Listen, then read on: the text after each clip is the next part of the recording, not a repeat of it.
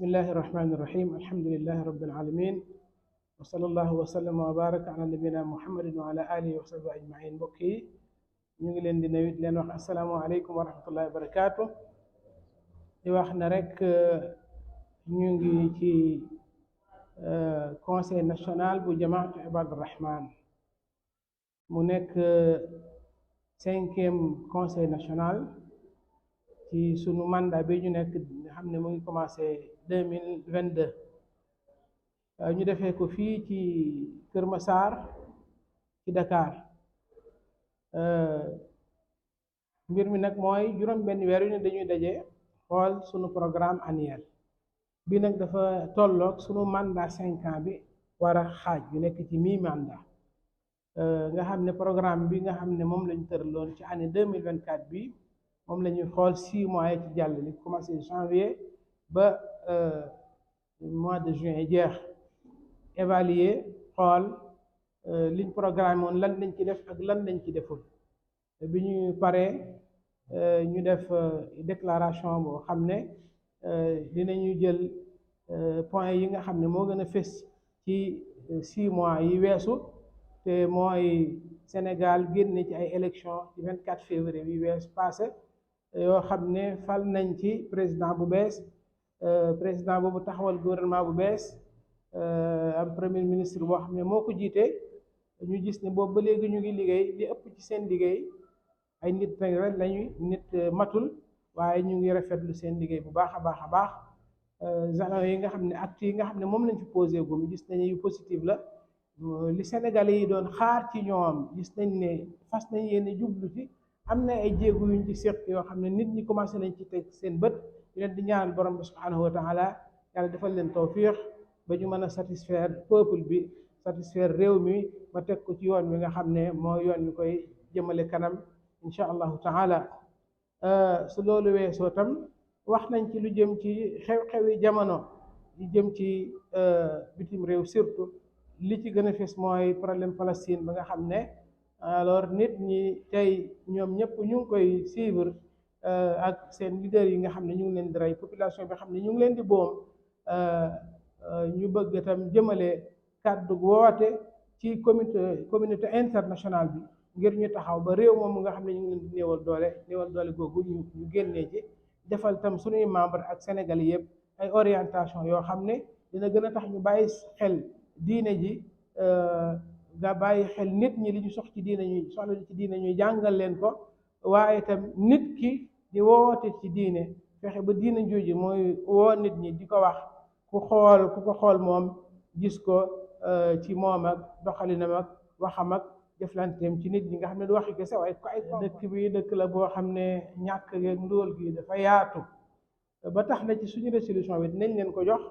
woo nañ ci nguur gi ci mu taxaw ci soxlaay askan wi. ku wax te waxu looloo rek waxagoo dara, nañu taxaw ci soxlaay askan wi. askan wi dañoo yàgg a jooytu seen soxla yi nga xam ne wax dëgg yàlla dañ ko sàggane. gis nañ ndaw yi nga xam ne ñu ngi doon dem ci géej gi ba léegi bàyyiwuñu, mbir yi dakkul. kon loolu nañu taxaw ñu saafara ko une bonne fois pour toutes. gis nañu itam marchand ambulant yi problème yi nga xam ne ñu ngi continuer di ko am. nit ki soo nee ko bàyyi lii da nga naan ko jàppal ci lii. kon nañu fexe ba alternative am, bu ko defee mbir yi mën a décanté wu incha allahu taala. def nañ ay jéego, wàññi nañ dara ci dund bi, waaye ñu ngi xaar mu gën a wàññeeku.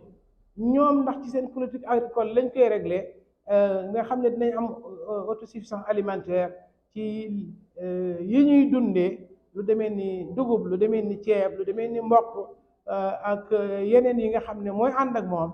loolu itam ñu ngi leen ci xaar, te it nit ñi yàkkamti nañ ko, wax dëgg yàlla yàkkamti nañ ko ndax dañoo sonn. loolu itam ñu ngi leen ci woo ñu taxaw ci bu baax a baax incha allah.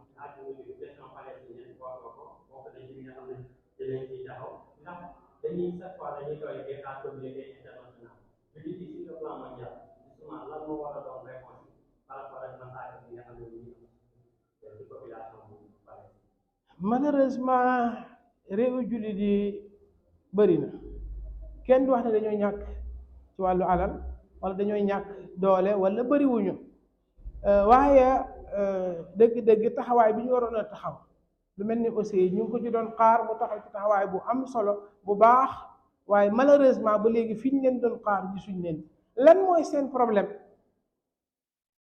daanaka mën a ko wax su fekkee ne Nations Unies la ñuy xaar mu régler problème bi résolution yi nga xam ne moom la ñuy teg depuis 1948 ba léegi réglé wul problème bi kon li war mooy réew yëpp ànd fexe dal ci kaw Israël mu génn ci Palestine ba nga xam ne daf leen a coloniser not leen di ñaan suñuy réew sax seen relation ak Israël nañ ko dagg relation diplomatique yeeg relation bu ñu am ci wàllu commerce ak lu mu mën a doon nañ dagg relation yooyu loolu itam ab jumtuwaay la boo xam ne mën nañ koo xeexee pays arabe yi ñoo fi am pétrole seen pétrole bi suñu ko daggee alors marché yi nga xam ne ñu ngi koy jëflante ak Israël ñu dagg ko ak képp ku jàppale Israël ñu dagg li nga xam ne mooy sa diggante ak ñoom yaakaar naa loolu dana nekk ngànnaay boo xam ne war naa mën a résoudre problème bi incha allahu taala ci tënk bu gàtt lii mooy li nga xam ne moom lañ fi nekkee depuis démb ba léegi suñu délégué jógee ci sunu 32 sections ci mboolem goxi Sénégal yi ñëw fekkee si ko nga xam ne li fi ñëw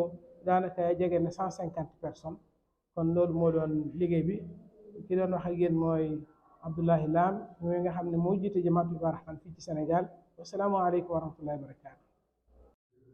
Assalamualaikum warahmatullah. Moi, je m'appelle Alpha Amadou Cheikhou Diop et j'ai en charge le secrétariat exécutif national, donc le secrétaire général de la Jamaatu Ibadu Rahman.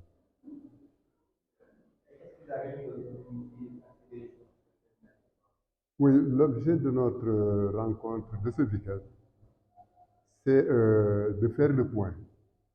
Nous avons mis en place depuis bientôt 2 ans et demi un programme de planification qui nécessite un suivi régulier tous les semestres. Tous les semestres, l'ensemble des sections qui composent notre mouvement se retrouvent donc à Dakar ou dans une autre ville choisie pour faire le point, pour évaluer est-ce qu'au niveau, par exemple, des ressources humaines, au niveau de la prédication, au niveau de la formation, au niveau des moyens, la mobilisation des moyens, parce qu'on ne peut pas travailler sans moyens. Au niveau des différents axes que nous avons définis, où est-ce que nous en sommes? Quels sont les goulots d'étranglement? Quels sont les efforts à faire pour avancer dans ce processus? Donc c'était l'objet de ces 2 jours et nous avons pu, donc avec l'ensemble des représentants, passer des moments pour apprécier l'état d'avancement de nos activités.